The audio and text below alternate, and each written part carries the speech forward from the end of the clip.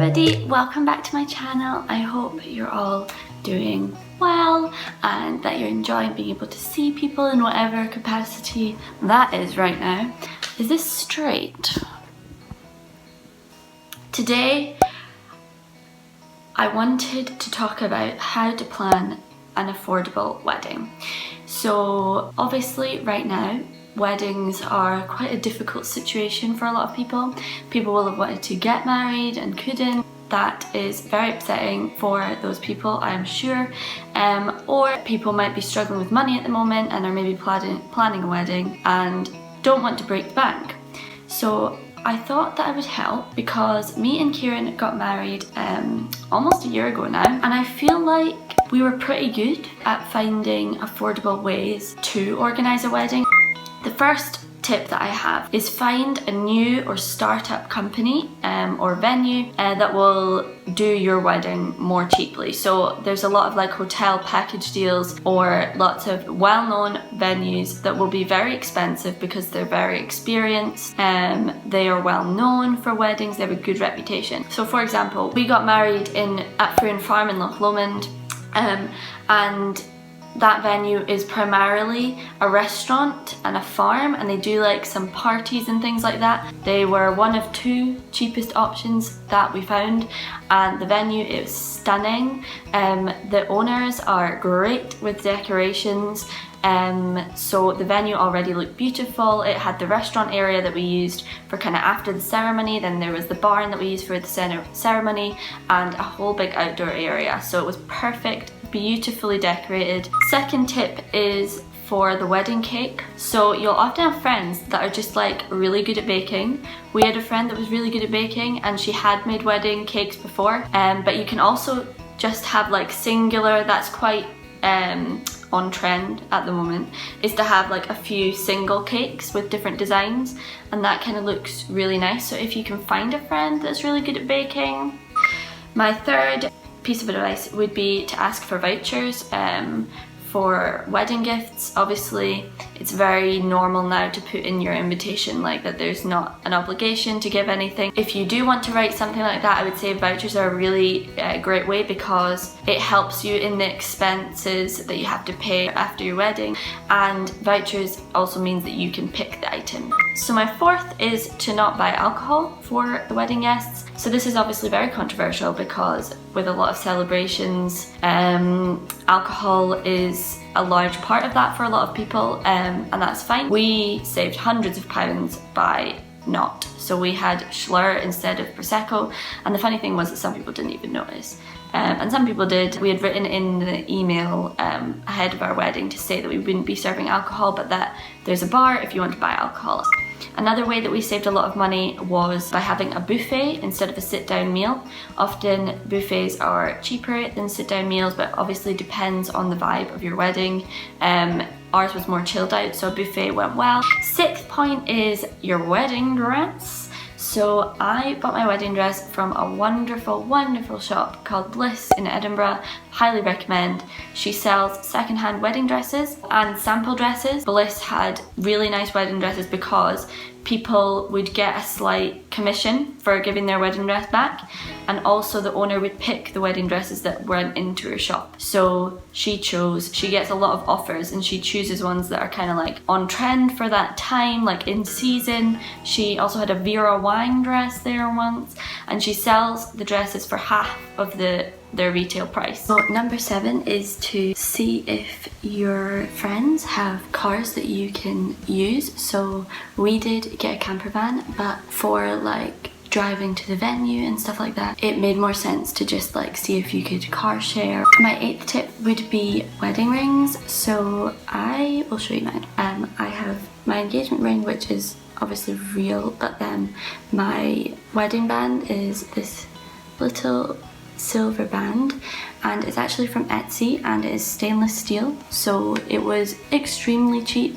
The thing with stainless steel is that it doesn't leave like the green line, like it kind of looks, feels and seems real, but it's not. and it was one of the ways that we saved money. We're going to buy like more expensive ones in the future. Number 9 is to get dried flowers instead of fresh flowers. So these are some of our dried flowers, and obviously they have faded slightly. Like here they faded a bit, but they've kept their colour like up here. Bearing in mind our wedding was a year ago, so you can use them as decorations after your wedding, which is really good. It gets delivered in boxes, so it's actually really easy to transport. My next tip would be to be like inventive with your entertainment. So we had board games on all the tables so that people would have something to do while we were away getting our photos done. Or you could also put like craft boxes or something on the tables, or like something like that is easy for people to do in groups. Number 11, asking your wedding party to buy their own outfits. It costs hundreds of pounds to buy all the dresses, so it does pile up.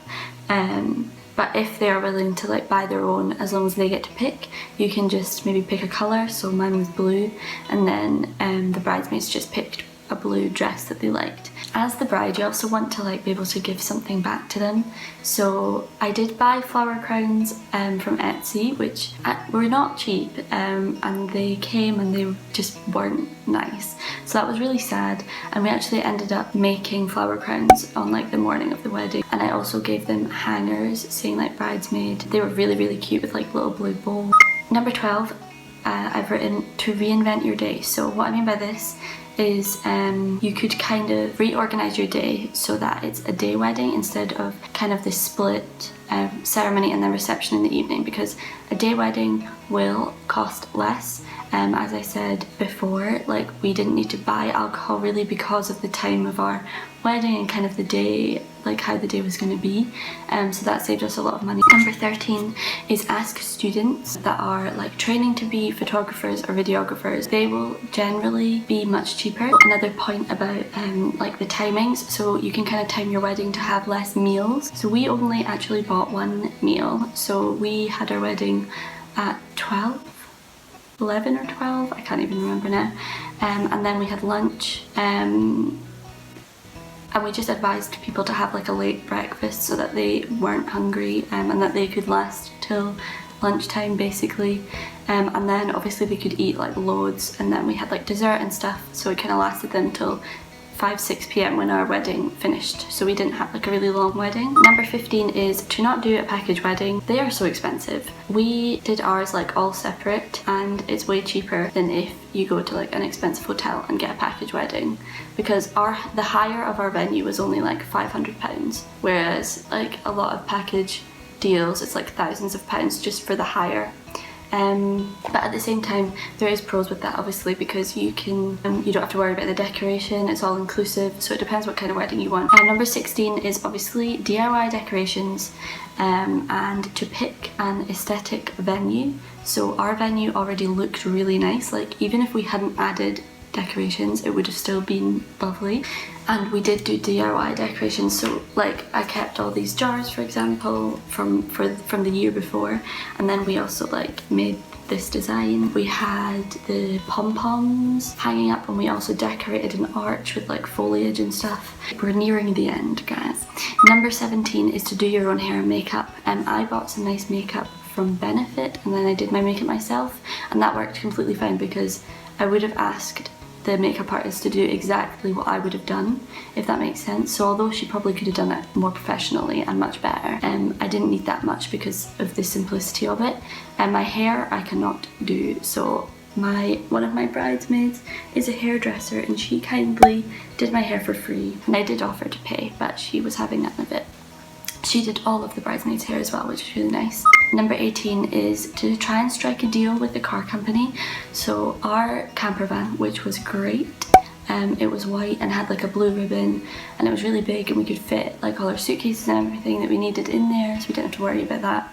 And they drove us from A to B, but we struck a deal with them in terms of like how many hours we needed the car for, and we tried to get it just for like a few hours of like the points that we needed it. That kind of made it much cheaper. My second last point is about stag and hen parties. So I feel like you don't you just don't need to go all out. I think the main thing, for me anyway, was just to like be with your best friends and just do something that you enjoy. Keeping it quite simple and fun can save a lot of money. And my last point would be about your honeymoon choice. My advice would be is to not pick like too much of an active holiday. Like it feels different to a holiday. So the main event isn't going on holiday. The main event is that you just got married and like you're excited about that. I think you could even just like go somewhere nice into the countryside where you can go on nice walks and eat lovely food, or go somewhere near the beach where you can swim in the sea and sunbathe and relax. And I think that is all of my tips that I have today. I hope that this was helpful. Please comment below if you're planning a wedding right now and if you need any advice. I hope that this was helpful. I will see you in my next video. Bye guys.